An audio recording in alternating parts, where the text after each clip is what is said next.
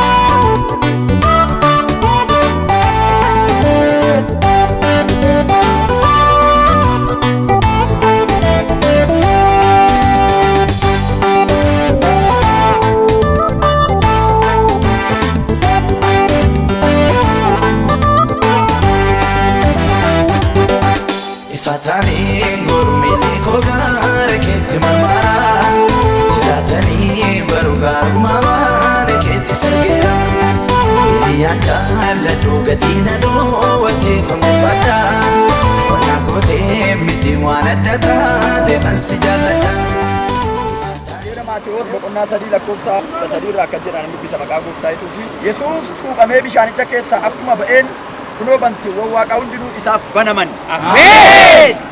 Akkuma cuuphameen balbaloonni isaaf banamanii. Ameen.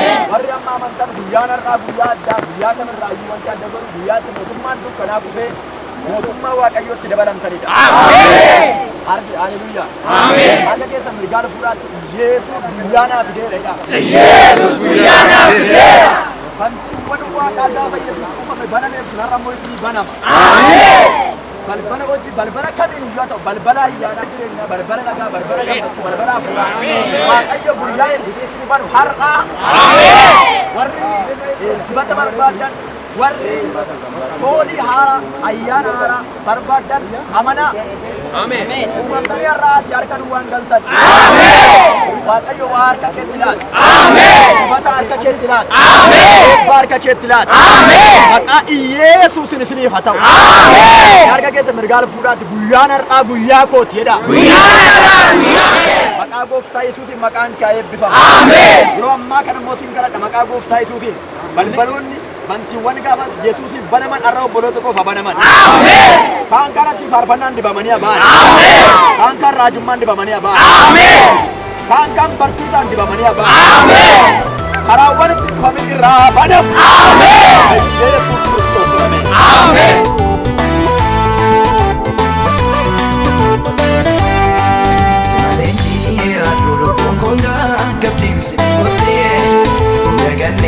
Gooftaa isaatiin maqoo gidduu galte si bareessaan nakaasa gonkoo keessummaatti leenji'u mana koonsii kennaa gatiin kee malee nuun har'aan bahu si malee jira lubbuun koo gaggabdiimsi gootee daganneen gooftaa isaatiin maqoo gidduu galte si bareessaan nakaasa gonkoo keessummaatti leenji'u mana koonsii kennaa gatiin kee malee nuun har'aan bahu si jaalladha ani si jaalladha baay'ee si jaalladha baay'ee baay'ee si jaalladha baay'ee si jaalladha baay'ee baay'ee si jaalladha.